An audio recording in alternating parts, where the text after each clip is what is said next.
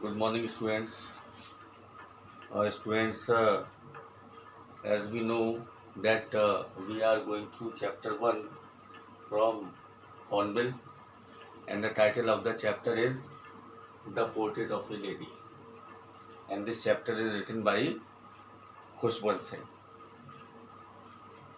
Children, in the previous lectures, we have read that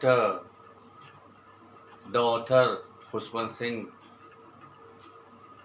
and his grandmother were really very good friends, and he spent his childhood in the company of his grandmother. His parents left him with his grandmother in the village, and after some time, when his grandmother comfortably settled in the city, they sent for them.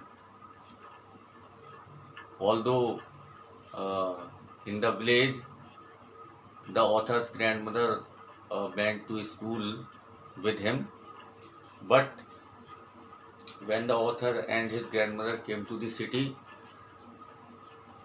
the author was admitted in an English school, and he went to school by a motor bus. His grandmother did not go to school with him. There were also no dogs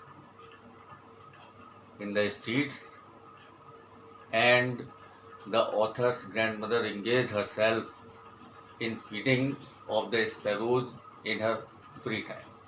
Okay, children? So, now we are going to start the last paragraph of page number 4. In this paragraph, the author tells us about the third phase of his relationship with his grandmother. Okay, students? Now, listen. As the years rolled by, we saw less of each other. For some time, she continued to wake me up and get me ready for school. And when I came back, she would ask me what the teacher had taught me. अब देखिए, जब author अपने grandmother के साथ शहर में आ गए, हालांकि वो एक ही रूम में शेयर करते थे, लेकिन अब उसकी दादी माँ उसके साथ स्कूल नहीं जाती थी। तो ऑथर कहते हैं कि as the years rolled by, जैसे जैसे वर्ष बीतते गए,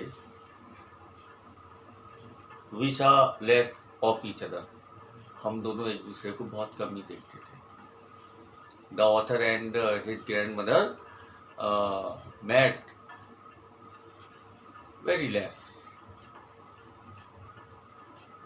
For some time she continued to wake me up.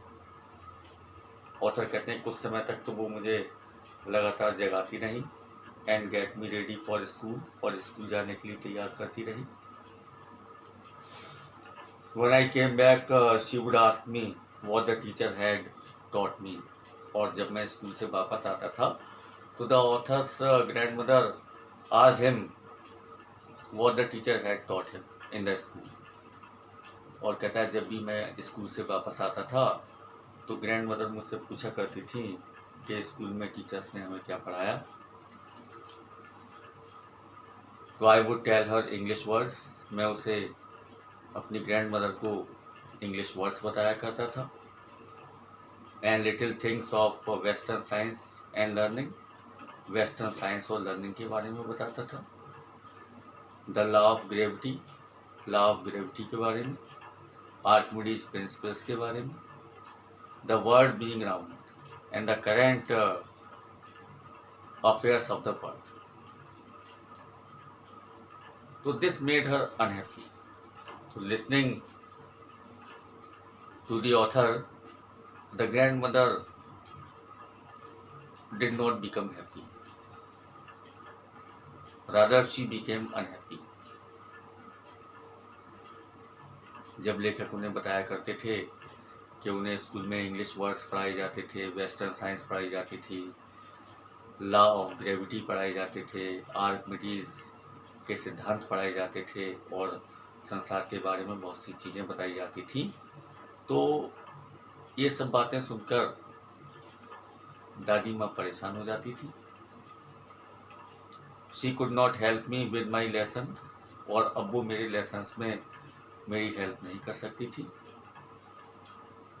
She did not believe in the things they taught at the English school, और she did not believe in the things the teacher used to taught in English school. वो उन सब बातों में विश्वास नहीं करती थी जो टीचर्स इंग्लिश स्कूल में पढ़ाया करते थे, एंड बिकेम डिसअपॉइंटेड, और परेशान हो जाती थी। ये इस बात को सोचकर that there was no teaching about God and the scriptures, कि in the city school there was no teaching about the God and scriptures, holy writings, कि शहर के स्कूल में न तो भगवान के बारे में पढ़ाया जाता था, न पवित्र ग्रंथों के बारे में पढ़ाया जाता था। One day I announced that we were being given music lessons. एक दिन मैंने अनाउंस किया, one day when the author came back from school, he told his grandmother that he was being given music lessons. एक दिन जब author school से वापस आए तो उन्होंने ग्रैंडमदर को बताया कि उन्हें म्यूजिक लेसन्स बताए जा रहे थे। तो she was very disturbed. His grandmother became very much disturbed. उसकी दादी माँ बहुत परेशान हो गई। To her, music had lewd associations. According to grandmother, music was not good. It had lewd associations. देखिए, ग्रैंडमदर के अनुसार, दादी माँ के अनुसार संगीत अच्छे लोगों के लिए नहीं था। It had the vulgar associations and it was the monopoly of harlots and beggars. और ये harlots और beggars की मोनोपोली थी। मोनोपोली का मतलब सोल राइट, एकाधिकार। harlots means prostitutes, बेश्याएं, and beggars। और दादी माँ के अनुसार म्यूजिक या जो संगीत था वो वैश्याओं और भिखारियों का एक अधिकार था, मोनोपोली था, and not meant for gentile folk, and it was not for the gentile people. She said nothing but her silence meant disapproval. Although the grandmother said nothing, हालांकि ग्रैंडमदर ने कुछ नहीं कहा, but her silence meant disapproval, लेकिन उनकी silent होने का मतलब, उनके शांत होने का मतलब डिसअप्रूवल था, एक प्रकार की असहमति थी। She rarely talked to me after that, और वो मुश्किल से ही उसके बाद मुझसे बात करती थी। Now the author tells us कि when I went to the university I was given a room of my own. अब देखिए, now the author tells us कि when he grew up and joined the university, when he grew up and went to the university.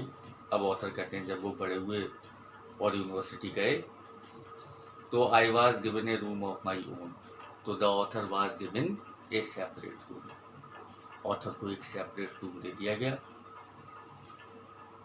The common link of friendship was snapped, तो author कहते हैं कि whatever common link of the friendship between the author and his grandmother was broken. Author कहते हैं कि जो उनकी और उनकी दादी माँ के बीच में मित्रता का जो लिंक था, एक संबंध था, वो अब टूट गया, because the author was given a separate room. My grandmother accepted her seclusion with resignation, तो ऑथर कहते हैं कि मेरी ग्रैंडमदर ने, मेरी दादी माँ ने अपने इस एकांतवास को बड़ी प्रसन्नता के साथ स्वीकार कर लिया, सेक्लूजन को, लोनलीनेस को। She rarely left her spinning wheel to talk to anyone, and now she engaged herself in the spinning wheel. She kept on spinning all the time, and she rarely had means time to talk to anyone. अब देखिए दादी माँ ने अपने आप को spinning wheel में लगा लिया। सुबह से शाम तक चरखा काटती रहती थी, चरखा चलाती रहती थी। From sunrise to sunset, she sat by her wheel spinning and reciting prayer. Sunrise to sunset, सुबह सनराइज से सनसेट तक, सूर्योदय से लेकर और सूर्यास्त होने तक, she sat by her wheel spinning, अपने मीन्स स्पिनिंग व्हील पर बैठी रहती थी स्पिनिंग करते हुए, एंड रिसाइटिंग प्रेयर्स, और प्रेयर्स भी रिसाइट करती रहती थी, चरखा चलाती रहती थी और प्रार्थना गाती रहती थी, प्रार्थना करती रहती थी। Only in the afternoon she relaxed for a while to feed the sparrow, और आफ्टरनून के समय स्पैरोज को फीड करने के लिए थोड़ा रिलैक्स करती थी। She went to the courtyard in order to feed the sparrows. While she sat in the veranda breaking the bread into little bits, और जब वो वरांडा में बैठकर रोटी को छोटे छोटे टुकड़ों में किया करती थी, रोटी के छोटे छोटे टुकड़े किया करती थी, तो hundreds of little birds collected round her, creating a veritable bedlam of chirpings. So in the meantime, hundreds of the little sparrows collected around her and creating a kind of noise as it was being produced in the madhouse, in the bedlam.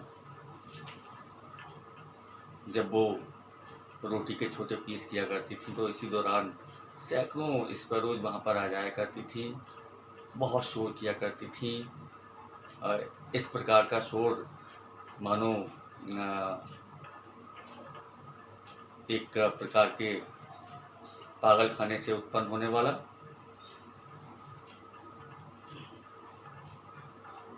Some came and perched on her legs. So in the meantime, some of the sparrows came and sat on the leg of the grandmother. इसी दौरान कुछ sparrows आया करती थी, दादी माँ के टांग पर बैठ जाती थी। अदर्स ऑन हर शोल्डर्स, कुछ उनके शोल्डर्स पर बैठ जाती थी, कंधों पर बैठ जाती थी। Some even sat on her head, और कुछ उनके सिर पर बैठ जाया करती थी। She smiled but never shooed them away, दादी माँ मुस्कुराती थी but never made them run away. It used to be the happiest half hour of the day for her. And this time when she used to feed the sparrows, this time used to be the happiest half an hour of the day for her. और वो समय जब वो बहुत सारी sparrows को feed किया करती थी, बहुत सारी स्पैरोज को रोटी के टुकड़े दिया करती थी, उन्हें फीड किया करती थी और उनके साथ एक तरह से रिलैक्स्ड वे में खेला करती थी, तो ये उनके लिए पूरे दिन का सबसे प्रसन्न आधे घंटे का समय हुआ करता था। Okay children, so that's all for today. We shall go through the next lecture in the next video. Thank you.